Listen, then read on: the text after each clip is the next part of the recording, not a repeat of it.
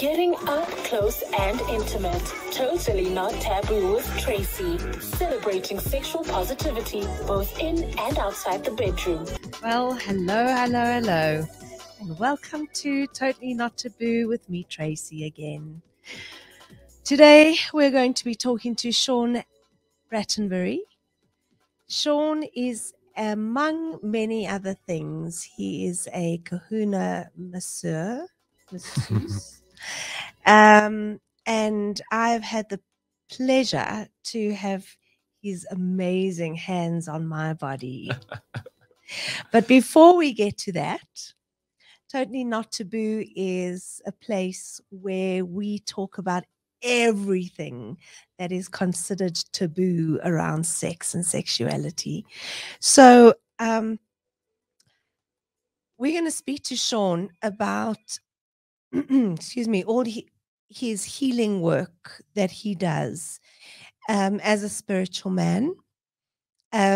He's going to give us an indication as to what exactly he encompasses in his work beside Kahuna massage. And for those of you who don't know what it is, he is going to explain it to us. And I really did. I had an amazing massage. It was delicious. It was yummy. It was like Nutella on hot toast. And why it was so delicious, so I'll just explain what my experience was. It was like so it's a full body massage. It's not deep tissue, but it's like it covers the whole body in beautiful warming strokes, but you feel like the whole hand is on the body. I can't describe it more than delicious Nutella on hot toast. So without any further ado, Sean, I'm going to let you continue to describe in more detail what it is you do. So welcome. Thank you for having me, and thank you for such a delicious introduction. So I do bodywork, as you explained, and in the bodywork, the Kahuna massage is an ancient Hawaiian technique, which is a constant flow from head to toe of the body. So it's not a structured one like your Thai massage, where it's left arm, right arm, left shoulder. We intuitively feel into what the body needs. One thing I've realized in the work that I'm doing is I rarely trust the words that come out the individual's mouth, because the body is where we store a lot of our experiences and traumas. So I like to feel in what the body needs for the treatment. So as it being an ancient Hawaiian technique, it's an oil-based massage. Technically, you are naked, but you constantly are covered by the cloth, as you experienced yourself. But with new clients, I always let them keep their knickers on just for their level of comfortability. And in the Kahuna massage, I'm constantly dancing with the body, feeling into what the body needs, because it's an exchange between not only the person receiving on the bed, but also for me. It's such a beautiful dance where I'm connecting with the body, I'm connecting with the client's energetic field, and I'm really feeling into what he or she needs. So with the Kahuna massage, there's different strokes. As you explained, it's the entire arm. So we rarely use our hands. It's constantly using our forearms and really flowing and dancing above the body and with the body, and really connecting in a more sensual way. The beauty about the Kahuna massage is a lot of clients have explained to me that they receive what they've missed from what their partners used to give them. So in many sense, it is very sensual, because it really does have you reconnect with the body. Based on all our traumas and all our experiences, a lot of people disconnect from the actual physical body, to a point where even in a marriage or a relationship for 10, 20 years, that sexual connection does get a little bit old, or could I say routined. So A lot of clients, when they do lay on the bed and we do take them through the process, they really do feel that connection from when they first ever once connected with a partner or a partner, where it was really heart to heart. It's really felt in a comfortable environment where they're able to express themselves but receiving. Yeah. Yeah. And I know that some of your clients would probably feel aroused. So talk me through what happens when clients feel aroused. What do they tell you how they're feeling? Can you notice it in their bodies? Would they even have an orgasm during the massage? Tell me if that happens. So yes, all of the above. Okay. Going to the first question about clients feeling aroused, you do get clients feeling aroused. Definitely, you do. I've had one or two clients actually physically, try make a move on me. So just on a quickie, going back to what Kahuna is, and this 60-minute massage, which is the one that you experienced, we only work from head to toe on the back of the body. And in the 90-minute massage is when we turn the body over and we do the 30 minutes on the front included. So there's a lot of times when I like to have the clients do the 60-minute first for 1 or 2, 3 sessions so they get used with what the Kahuna work is. Because once we turn you around, I mean, you are either naked or you have your knickers on, so you are completely exposed. And for women, it's quite a soft, sensible area for their heart space to be on their back, almost basically naked.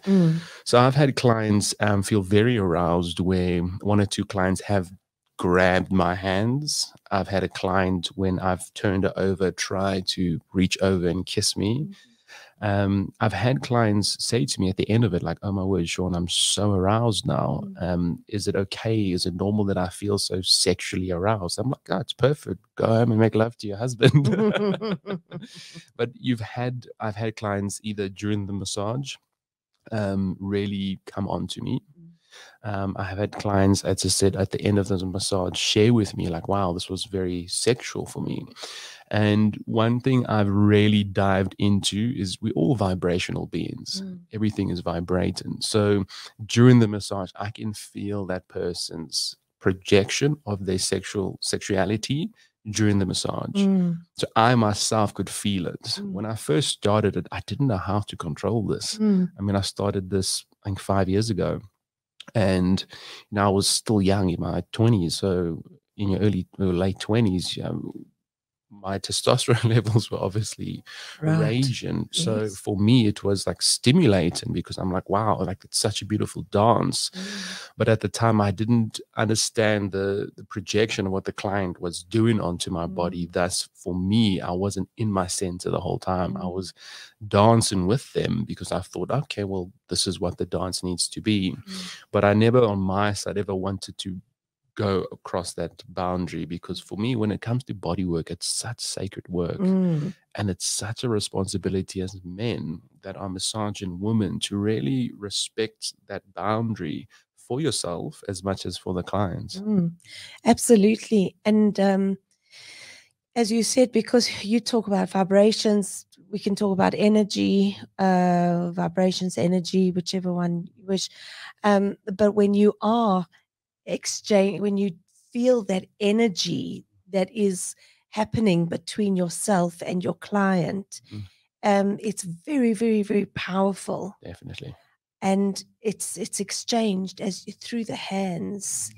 I can feel energy even if I'm not necessarily in the same room as a client. Even if I'm doing a session online via Zoom, I can feel energy. So wow, I can imagine how powerful that. And would you feel arousal? I mean, would you have felt that in the beginning, as you said, when you were a young guy starting out? Yeah, to be completely honest with you, I did. I did feel that arousal. And at the time, it was sexy. It was beautiful because there was no actual action. It was okay for me in that space because the arousal was just an arousal for me. I didn't necessarily take it further. But yeah, no, I can't deny that there was a bit of an arousal from my side when I felt that from a client. Yeah. And now that you're more experienced do you still sometimes feel that energy, that vibrational energy? I'm sure you still do, but in terms of arousal or desire?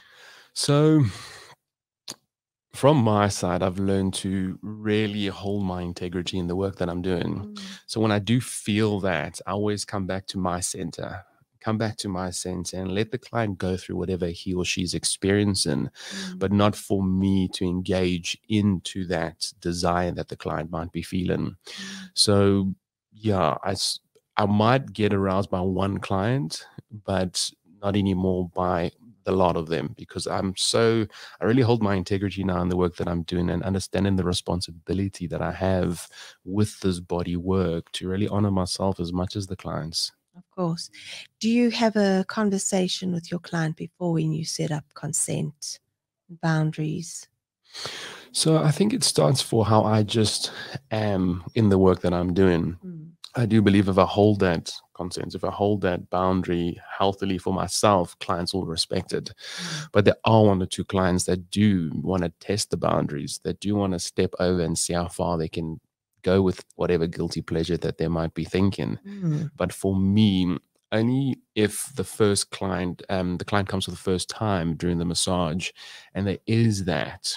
And afterwards, I'll say, is there anything that you want to share, anything that came up?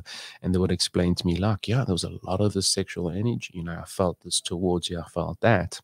And I'll explain to them, obviously, from my side where the boundaries lie, because I want them to come and connect and really experience the massage in the sensual way, not a sexual way. Yes. So I try to just have them understand that. Some clients just say, all right, Sean, I'm never going to see you again.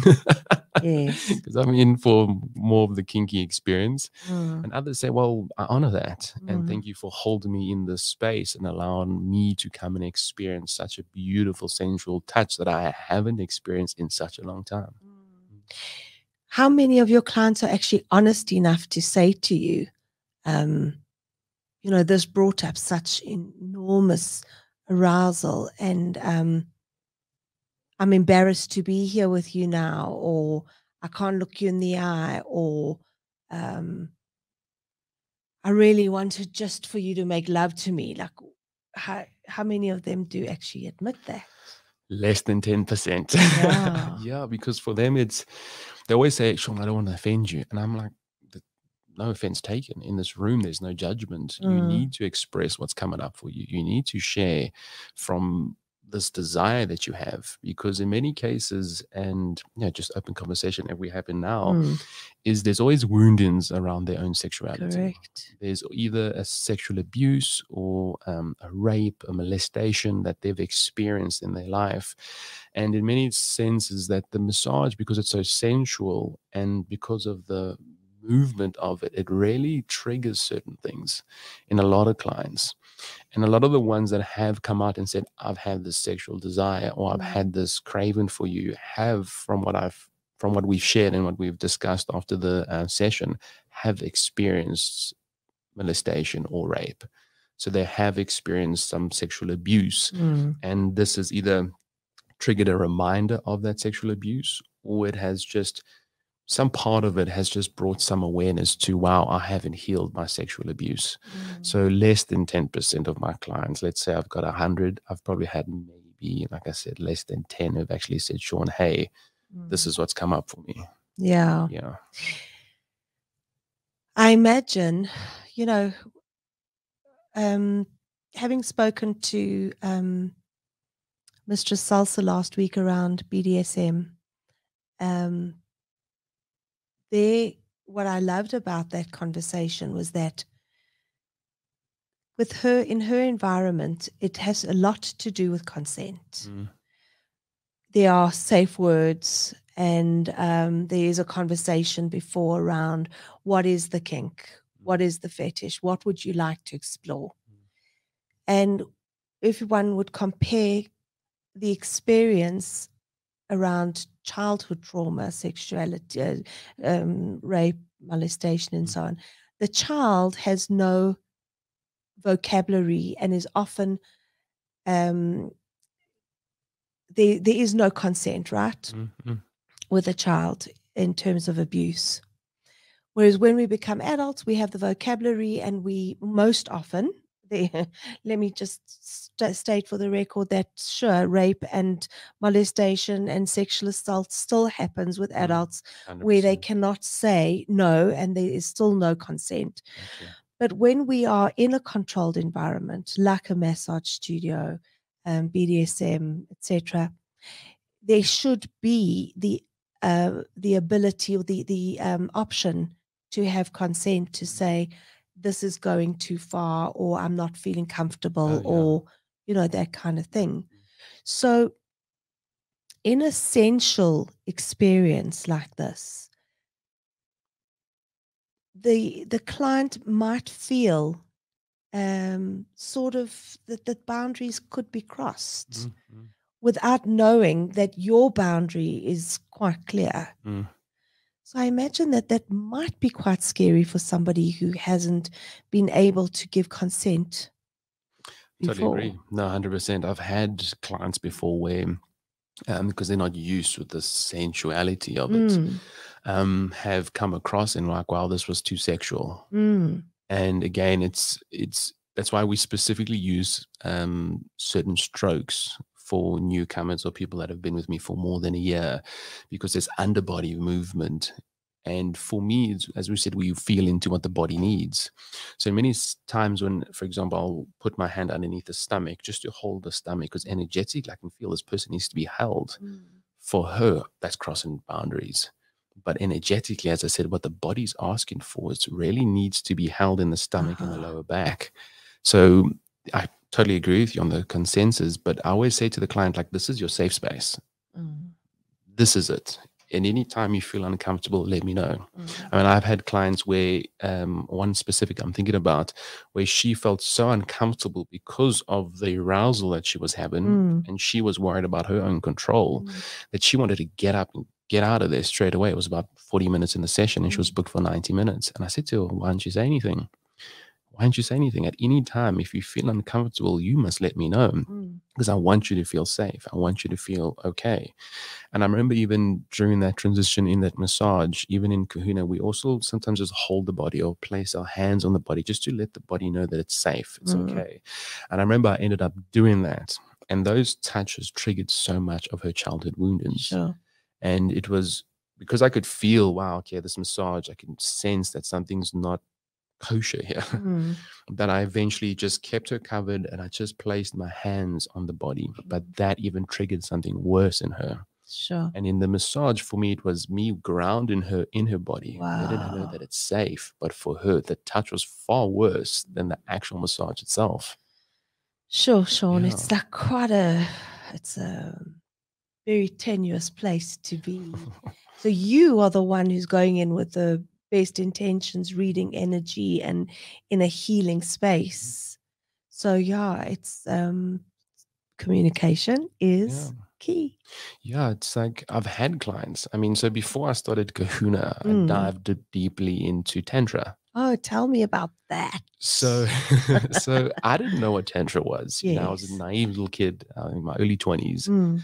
I was thinking Tantra being the Tantra of sex, the different sexual positions, all that. Yes. Kama Sutra. Correct. That's what I was thinking what Tantra was all about. And so I honestly went there for, wow, I'm going to learn all these beautiful sexual positions and all this understanding of my own sexual energy. Yes. And with the lecturer that I did it with, or the facilitator, she was connecting me into the heart space of what the tantric energy really was, and trying to take us men out of our minds during this sexual experience and really giving our bodies to women, or the person that we have into the sex with, and really coming from that heart space where you could really give your body to this woman. And that for me was a huge realization of, wow, I really thought Tantra was, you know, all about the Kama Sutra and these sexual positions, but really what it taught me is how to drop into my heart.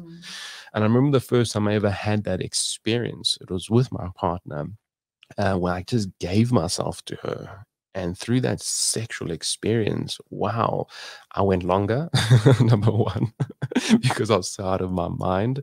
But number two, that connection of heart to heart, and just allowing as a man to just give this woman who controls the sexual experience that love and unconditional awareness of body to body was so impactful and so powerful for me. So I obviously went into a little bit of massage, but in the tantric space. And I had a woman that actually like took off the towel, and I was a bit frazzled. I was just like, whoa, what's your definition of tantra? You mean, when you were giving her a tantric massage? Yes. So it was just the body, but it was coming from my sensuality. So you were giving her a yoni massage? No, No. she wanted one. Yes. So my idea for me saying, hey, here's tantric massage, it wasn't in connection of actually touching the yoni. Yes. But she thought it was. Right. So she was like, hey, like, isn't there going to be a little bit of a happy ending here? And I was a bit thrilled. I was just like, no. I mean, I was 25 at the time. Yeah. I was like, no, it's not what this was. Yes, I'm going to touch and connect with your body, but not go near any sexual organs. Yeah. But that's what she wanted. Yeah. And that's when a part of me was like, well, okay, where am I going with this body work? Because I really want to give my essence. I really want to share this beauty of body work because the body is so fascinating and how it functions. So I was so drawn to this body work, but I didn't know what the next modality was going to be, because I didn't want to find myself in a place where it's now about the sexuality. And I wanted it to be a connection between two people, one receiving and one given, but not needed to cross any unhealthy boundaries. And that was my angle. So I walked away from that tantric space, because for me, my idea of tantra was in a sexual union, was how can I give my heart and my body to you? Not through this massage. How can I just funnel you and you go home? Yeah. Yeah. So, yeah, it all depends as well what everybody's idea of tantra is. That's it, and there are tantric masters who do give a yoni. And by the way, for our audience who don't know what yoni massage is, yoni is the Sanskrit word for vagina, or vulva and vagina. And it is the ancient sacred language used in Hinduism. And then lingam is the word used for penis, Sanskrit. And the yoni massage is it is for release and orgasm, but doesn't necessarily have to be. Correct. It can also be for healing and for a deeper sensual experience, when it's a real massage of the yoni, of the vulva and the vagina. And the same goes for the lingam massage. It's not just a happy ending. It's real massage of the lingam, the testicles and the scrotum and the whole story. So it's there's an art to it. Yeah. So yeah, it all depends what one defines as tantra, tantric massage. But I understand what you're saying in terms of tantric lover space. Yeah. That's a different experience if you want to practice tantra in your lover space and not want to go into massage, a tantric massage. I do understand that. I think at the time, I don't think I really trusted my own sexual energy. Yes, I get that. Yeah. So it was just like, okay, well, we were going to go with this because I could actually take this tantric massage and really go into its more fallen states and be this man who just wants to, I guess, yoni massage, but take it further, because as I said, we've all got this vibration and this energy where I can project so much of my sexual energy onto this woman, and she might not want that, but it's taken advantage of to some degree. So I have known a couple of guys that do those Taoist tantric massages and they massage the yoni, but they constantly having sex with the woman. And I'm like, do you know what you're doing to some of these women? Because some of these women are coming from real wounds from their past. And they're trying to reconnect with that abuse. Yes. And you, to degree, going into the sexual experience with this woman, surely that's not right. Yeah, because a yoni massage does not necessarily mean penetrative sex. Correct. Yeah. It's a yoni massage. Correct. So a lot of practitioners do cross those boundaries, and it's Yeah. unethical. Yeah, and that's also when I realized, wow, this is responsibility. Mm. This work that we do as men, whether we massage women or men, there's a lot of just respect and love that we need to hold within ourselves, so the client themselves could really engage with that. 100%. Yeah. So let's hold that thought, and let's go into just a look at how do we build summer bodies in winter. So we all know that summer bodies are built in winter, but that can be easier said than done. So why not join fitness expert Mo on the Health Fix with Mo for an inspirational weekly fitness podcast show for fitness novices. Mo chats to the best in local health and fitness experts in an effort to get information to help you achieve your aesthetic, fitness, and health goals. Subscribe on YouTube, listen on any good podcast platform, find it on www.yourmedia.co.za. Your Media, hashtag where you are. So, Sean, I had a question. So you don't actually massage the genitalia during a Kahuna massage? No, I don't. Right. That was just to make sure for everybody else. But when you would flip the body over, you would massage the breasts? Not entirely. So we don't engage in the nipple. Right. Because that's where obviously the stimulation is. I mean, I've had women that have just come off their period, to which around the breast they are quite sensitive. So I would, not necessarily with my hands, but more with my arms, just rub against the lymphatic system here. Right. I would press along the chest area here as well, but not the nipples. We don't engage with the nipple because then that craves that stimulation, and that creates a little desire or insecurity that the patient is going through. Right. So yeah, we really hold that client as much as we can through the sensuality of it, even if they're triggered by sexuality of it. Yeah. I get that. Why didn't I do the 90-minute? Did I not have to? I would have thought you were going to go for the 90-minute massage. Okay, there we go. My next one will be a 90-minute, sure. I have been actually meaning to make more time because it was just unbelievable. So now I want to know more about the ancient practice of Kahuna, and how did you learn it? Where did you go? Was there an institution? Did you go privately? Where did you go? So yeah, I was, as I mentioned, trying to find the transition into body work.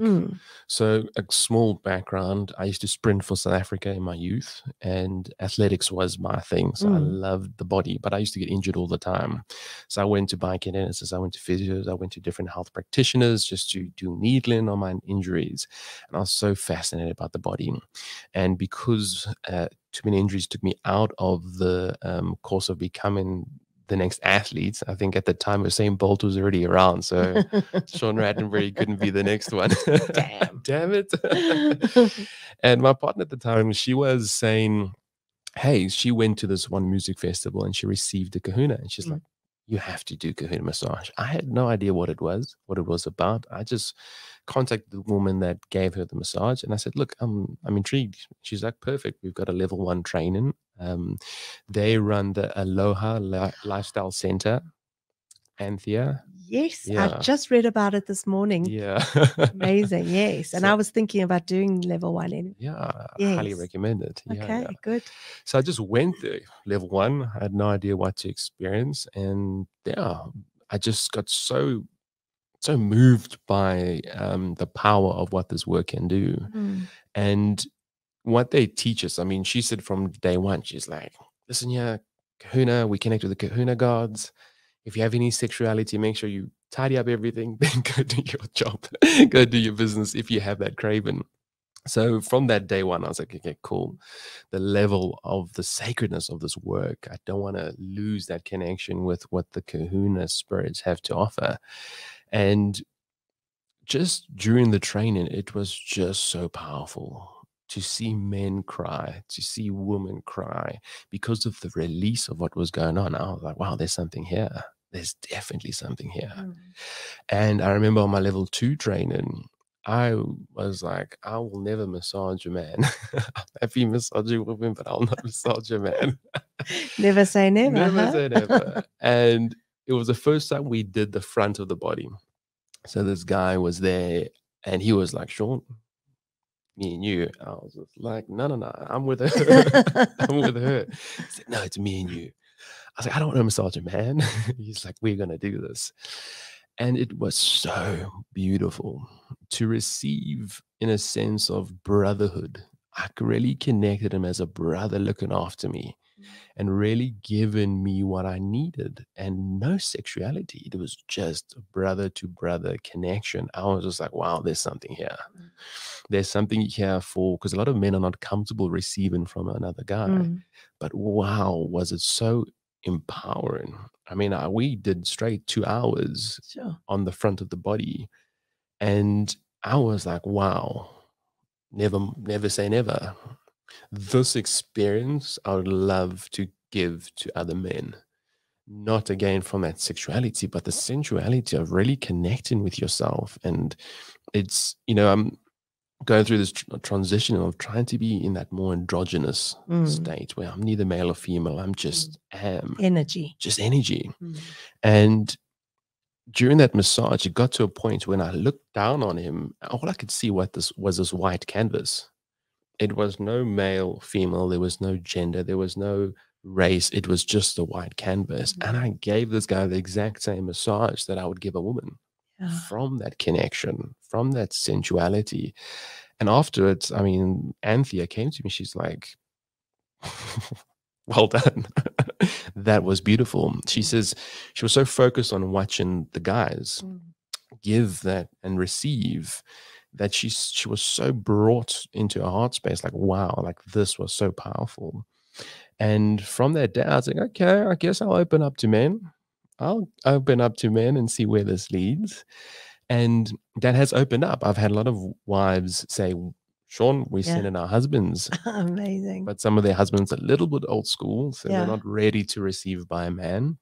But also one type of, I guess, gender, if we want to call it, that I love to massage is gay men. Yes, because they're very easy to receive. So easy. And they're so easy to receive and so open to it.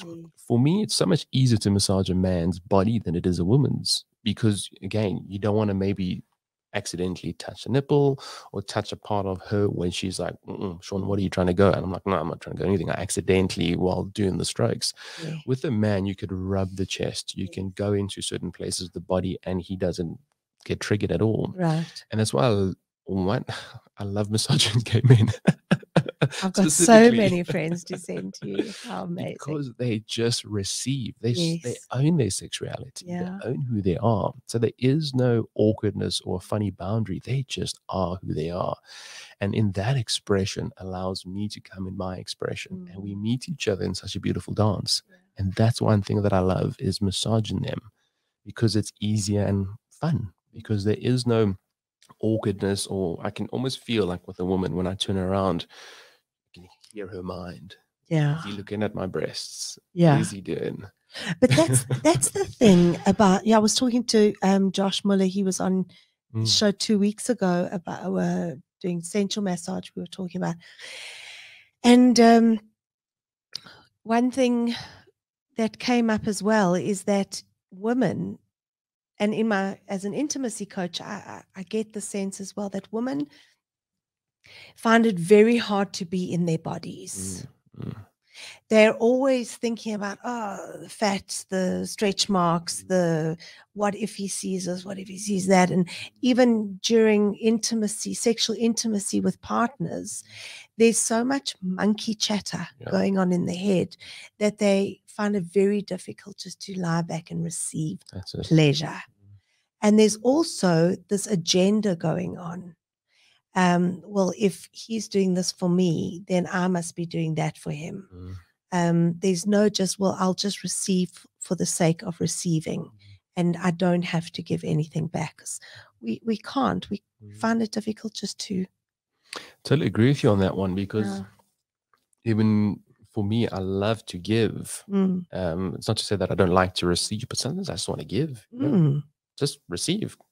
You don't have to return anything to me. Yeah. Oh, yeah. So I can relate to that. So that is, women really need to just lie back and just receive without having to give anything back, and just be present in the body, not worrying about, because when you're in real giving mode, you're not interested where the fat lies, where the stretch marks are. You just are in giving mode just to give pleasure. That's it, yeah. And the one receiving needs to understand that that's where the pleasure lies for the giver. Correct. Is just in the giving. That's it, yeah.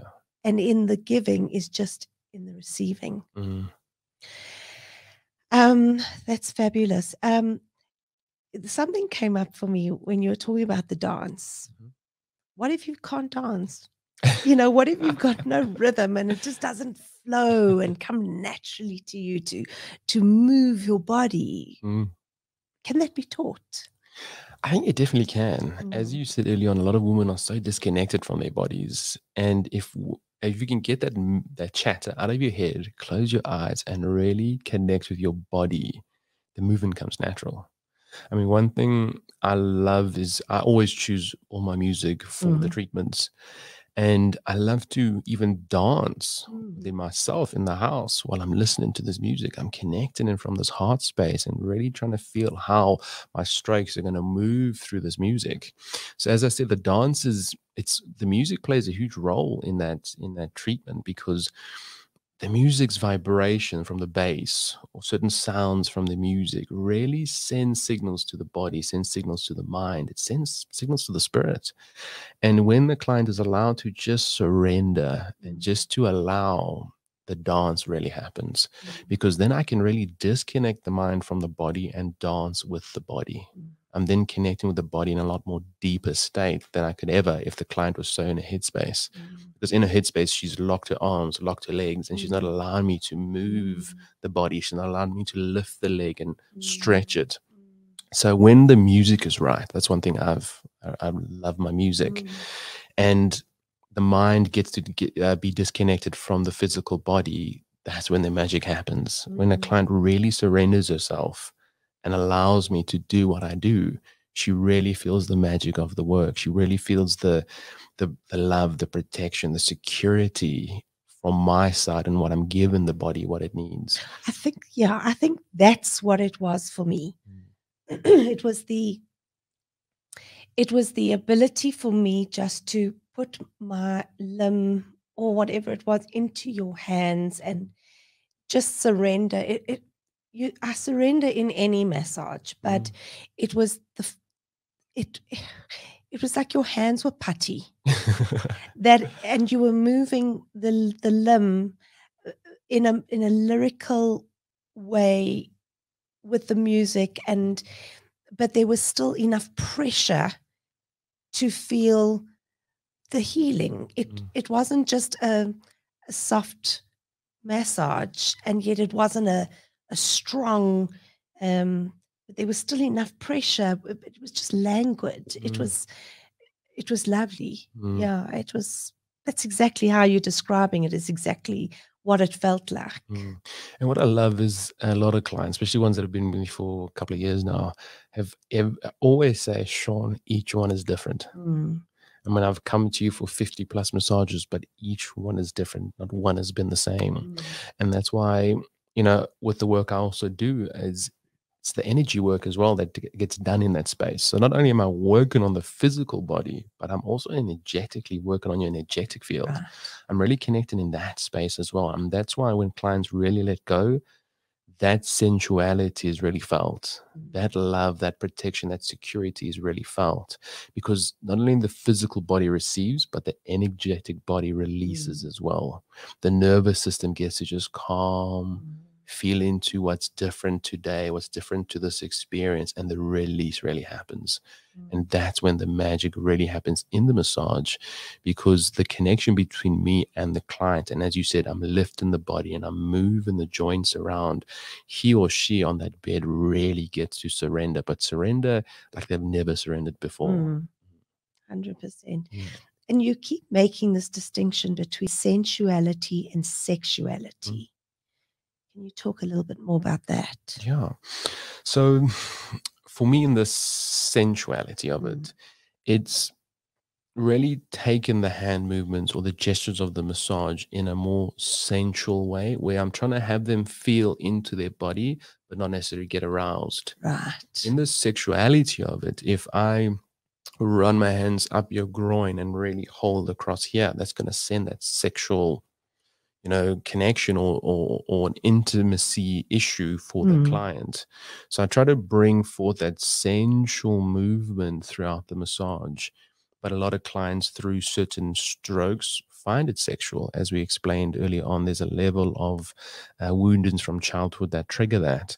But the sensuality of it for me is, how can I hold the body and have you almost feel my energy connect with yours, opposed to my physical body engaging with yours. So the sexuality of it, I try to not have the body engage or you feel that I'm stepping across that boundary, Right. but more of I'm holding you in such a sensual way that it's like I'm making love to you without having the actual intercourse with you. Right. So that is really about the sensual, getting you into your sensual self, into the experience of being present, feeling. Yeah, I get it. Yeah, and if you are feeling aroused, take those home and go make love to your husband. Yeah. Go make love to your wife differently than you've ever done over the last 20 years of your marriage. Like, that's what I want for them, is how can we reconnect not only you back to your body, but how can you reconnect yourself back to the marriage? The marriage that has been so stagnant for 20, 30, 40 years. How can we bring you back to that space of when you are dating again, if you want to call it, where that sex becomes so magical that you just almost feel like you're both 16 and have the most amazing sex drive. Is how can I bring that into the body and into the experience? And for some clients, I'm able to do that because I can feel that's what they need. In other clients, it's not crossing those boundaries. It's making sure that the massage is purely a massage, but in a connection where they can at least come back to themselves, come back to their physical bodies. Because a lot of trauma really pushes us out of our physical bodies. And when we're in our mental body, we're not allowed to feel the physical body. And I want, through this treatment and through my work, is to make sure that male or female, you feel back inside your body. You feel a total release of whatever it is that you are holding on to, whether it's the physical body or the energetic body, but you feel that release to a point when you walk out, you're like, what the hell was I stressing about? What was on my mind? I need to go back and apologize to my wife or my husband. I need to go and say sorry to my kids for shouting at them for making me late for my treatment. So how can we bring that awareness, that conscious awareness, just to say, hey, I'm here, I'm present, I'm in the body, and I'm in control. And I like what I'm conjuring up now is the image of getting back into a state of goddess or warrior. Correct. So walking out of there, being in touch with my sensuality, and now I'm this goddess. I feel sexy. I feel alive. I'm in touch with my body. I want to go home and be this goddess. Same with the warrior. Whatever partnership you assign yourself to, whatever choices. So that's amazing. And that is where the magic happens, because it's so powerful for us to be in that warrior state as a man or that goddess as a woman, because that is our true essence. We've all got that in us. We all got it, and it all lies within the sexual energy. Absolutely. If we really connect with it, but connecting with our bodies and really understanding what the body needs. I mean, I always say to some clients, how do you put cream on your body? Yes. How do you put cream on your body? You just slap it on and you carry on with your day, but do you really massage that cream? Do you really say, wow, thank you, chest, thank you, arms, thank you, bones, thank you, limbs, thank you for every aspect of me? Because, yeah, this is me. And if I'm not looking after this and giving grace and love to this, who the hell is going to do that for me? You know, it's such a powerful concept you've just brought up, because when I teach men and women, mostly, you know, actually both, about self-love, I go straight into the shower or the bath experience using beautiful smelling shower gels or soaps. And the whole process of washing one's body should be a real an experience, Yeah. experience in self-love, in touching the body. And then you get out and you choose a beautiful smelling lotion, and when you put it on the body, it's not just, as you said, just slopping on. It's about feeling the body, giving yourself like a mini massage. Correct. Going into the day smelling beautiful, having acknowledged that this is a beautiful body. Amen. And it needs enriching, you know, it Yeah. needs to be enriched with moisturizer, and your body needs moisturizer. So it's part of my self-love ritual. That's it. Without, so that's really, it's about paying attention to your body in more ways than one. That's it. And that's why also after the Kahuna, we always highly recommend that a bath. You go home, light some candles, put some oils in, Epsom salts if you've got, and really either listen to music or an audio, but something that can bring you back to you. Continue. And just soak in that beauty of, even when it's a ceremony. You're making a bath and you add in all your magical tools that are going to help you reconnect to the body and just quiet the mind and really connect with the body. And when you're in that, I always say to clients, in that experience of being in that bath is almost being back in the womb. It's to really connect back into you and hold yourself.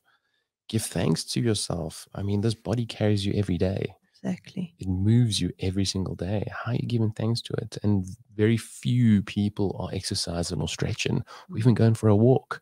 So how do we reconnect you with the body? And as you said early on, it's your self-love ritual. Get into that bath. Give yourself the ritual of self-love. Because if you're not going to give it to yourself, who is? And in many times, we always reaching out for the person to give it to us. And that's why I try to bring that awareness on those clients that have felt aroused during it. It's like, well, where's it coming from? You know, is it me? And then many clients are like, no, Sean, it's me. I'm the one with the wounds, with the dirty mind. And it's like, well, beautiful. Bring that into your awareness. Bring it into it. We can work on to the next session. Yeah. You know, we can work 1 or 2 strokes that are a little bit more sensual than the previous session. The underbody strokes are a lot more sensual, and we can bring that into your awareness, bring that into what you're feeling. Let have you connect with the body or that sensuality, even if it's your sexuality, but bring it into the session so that we can dive a lot more deeper. Have you reawaken it? Have you have more control over it? But bring it back, bring it into the body, because it's your power. Wake it up. It's your love. Yeah, bring it, man. I encourage it all the time. Bring it so that we can really help you understand it. Because a lot of women, that's where their creation energy lies. A lot of men, we abuse it. And that's why with men, we come from our headspace the whole time. We come from that ego. Women come from their heart. They're always in connection with source. So it's like, bring that energy. You're a woman. You empower yourself with the sexual energy. It's yours to keep. It's yours to use, however. And don't let anyone take it away from you. You might have experienced stuff from childhood, but today it's yours. And I want you to walk out this door from this massage and really get that empowerment back. Yeah, own it, man. Yeah. Sounds amazing. Quite difficult to do for a lot of people, but yeah, no, 100%. So I can understand how this is taboo for a lot of people, since everything we do talk about around sex and sexuality and sensuality has a certain taboo slant to it, especially if you're asking people to really dig down and awaken this sexual, sensual part of themselves. People are resistant to doing that. So would you say that this kind of healing modality or kind of massage is a little bit taboo when you talk about what you do, people kind of say, not for me. I don't want to go there. Too deep, too scary. 100%. I mean, I was having this conversation this morning because a lot of clients have, as I said, expressed, Sean, what's the sexuality in this massage? And I'm like, again, where's the sexuality coming from? Because I'm integrity in my work and I'm coming across in a love and compassionate way, and I'm holding you so tightly in the space of love. I always say to my clients, both men and females, I work with the feminine energy so that new clients can feel as safe as possible, but also old clients can just feel that feminine, that goddess love or support in this treatment. And we had this discussion of, if I do the same strokes to you as a woman, you feel this arousal, you feel the sexuality. What happens when a woman is doing this to you? Are you aroused? Are you feeling sexual with it, or are you just feeling her love? We look at men, they receive from another man, same strokes. They're like, too maybe sensual for me. But a woman gives him the massage, all of a sudden he's aroused and he's like, this is the best massage ever. So I guess on the individual lies where the taboo lies. But there is a level of taboo because I guess some men don't want their woman or the wives to be massaged by a man. Right. The latter. Some women are saying, no, you keep coming back, dude, with all this sexual energy when you go and see so-and-so with this massage. Like, no more. You can't go see him or her because there's a sexuality behind it, because you keep coming and you keep making love to me like a lion every time you go and see this person. Yeah. So I guess the taboo lies on the individual and how he or she really takes this experience, because I mean, it can go both ways in that level of taboo or non-taboo. 100%. Love this. Your other healing modalities. Talk to me about that. Okay, so I'm as I explained, body and sound therapist. Yes. So during the massage, I use different Tibetan bowls and quartz crystal bowls. They've got a frequency, we've got frequency and vibration. So I like to use those into the massage. I also do energetic clearance. As I said, we've got multiple bodies. There's not just this physical body. We've got the spiritual body, the energetic body, the pain body, the mental body, the works. Same with our auric field. Same with our chakras. There's more than 7. We just focus on those. So I do energetic clearance on the energetic field, on the auras as well, by using these bowls, using what we call, what my partner calls technique healing. And from what my healers have taught me, what's it called? Technique healing. So it's the technology of what the body already has, and working on it, almost manipulating its energy fields to release whatever stagnant energy is there. Also help release what trauma has been held. Right. Everything's stored in the physical body. Our emotions are in the organs. Our experiences are in the nervous system. So even if our mind says, hey, Sean, I've released this trauma from my father, I've released the passing of my grandmother, but still the shock of it lies in the nervous system completely. And I've been doing TRE. I don't know if you're familiar with TRE. TRE is tremor release exercises or trauma release exercises. Right. And how that releases the stagnant or the pain or the trauma that's in your nervous system is so profound. I've had amazing responses from these exercises, and I've released, I mean, I'll give you my own personal experience. My cousin committed suicide when we were 10 years old. I had opened up the door and I had seen the body there. He hung himself. And in my mind, I mean, I got the tattoo of his name on my chest. I was like, I've processed this. On my journey, that's his soul journey. That was his soul contract. He went through that. He passed away. But my physical body has still been holding on to this trauma on so many levels. And when I did this TRE exercise, I had this memory of him. And I was like, I said to this facilitator, I was like, I have not released this trauma. Right. And my psoas was so tight, my hips and my groin, that I wasn't getting the mobility as I once had. And through releasing this trauma in my energetic field and in my nervous system, I'm doing stretches that I've always dreamt about doing. So with the work that I do, it's energetic clearing. I do the sound journeys. So I host sound journeys at the studio that I work at. You're familiar with it? Yes. And even in that sound journey, as I said, what my healers call it is psychic surgery. So in the room, there's an energetic clearing and healing that takes place, not just by my voice, not just by the sound bowls or the music that I'm playing, but energetically. I mean, I always call in so many different people's sort of ancestral guides. I call in source energy and I ask them to support us in this healing. And I've had clients, I've had new people in these sound journeys that have had profound experiences, very profound. I had one young girl that I knew, or still know. She was explaining to me in the sound journey, because I also use oils. I used sandalwood the one day, and she said, "Wow, Sean, I don't know if this happened or not, because it happened. I felt it happened when I was young, but I've numbed myself from this experience." But she was molested by one of her, I think it was her uncle or her dad's best friend. But the sandalwood, took her back to that experience when she was laying on the jacuzzi, the wet wood. And she literally went through this process in the sound journey of, oh my word, this guy actually molested me. Wow. I was 7 years old and I numbed myself from this experience completely. And that is the magic about the energetic releases that happen in that sound journey, is that I'm able to take clients through not only the present, but even the past, through connecting with the energetic field of what that client needs. If there's blockages in their heart space and there's blockages in their mind and they need the release, I'm able to tap into the energetic field and the energetic technology of the body and really manipulate it in that space to bring the healing the individual is seeking. Fascinating. Yeah.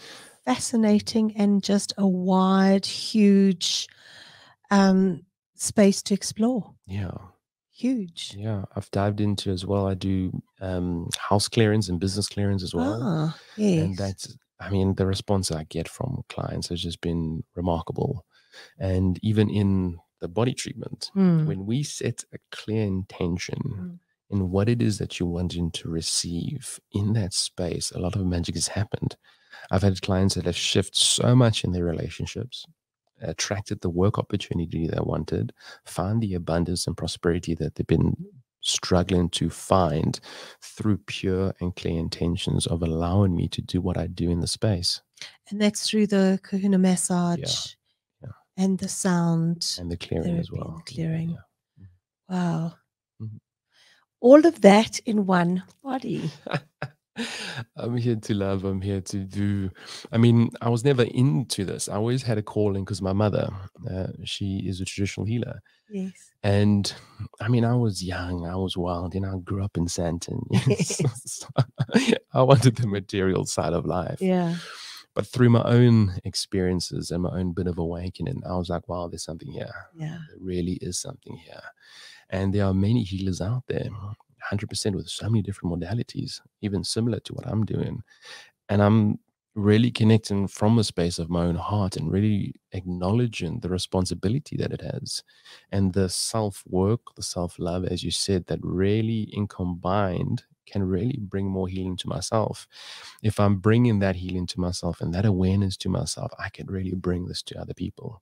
And it's really taught me to just really be humble through each awakening process of just the power that comes through.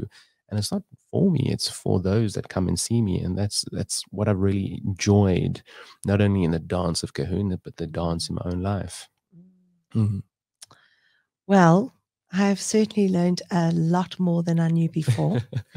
And I have a desire to come and see you a lot more than I had before. Please do. To explore all these the sound and the clearing as well. So, Sean, how can people get hold of you? Okay. Because, I mean, you are nearly as hard to get hold of as the president. I do apologize. No, that just means that you're really nice and busy. I've been really blessed and been quite busy of late. So, I mean, I've said to a lot of my clients, I said, if you do message me, just give me 2-3 days. I mean, I sent the other day, I was like, jeepers, I had about 50 unread messages. And the problem is, because you get new messages, those ones filter down. So it's like, cheapest. I need to get to all these messages. Amazing. May you continue to be blessed. Thank you. Thank you. So on Instagram, I'm numinous _Sean .r. So I'm Numinous Healing. And as well, I'm happy to share my contact details now. We're currently just restructuring my website. I've got a very stunning woman that's doing it for me. So I'm also, at the time, can also share that as well. I don't know if you share a lot on your podcast or We onto can, the websites. absolutely. Yeah, We yeah, will put that yeah. on as well. So on Instagram, it's Numinous Numinous. Healing, Numinous Healing, Numinous_Sean.R. I just want to make sure it's NUM. Yeah. Yeah. Perfect. Yeah. Yeah.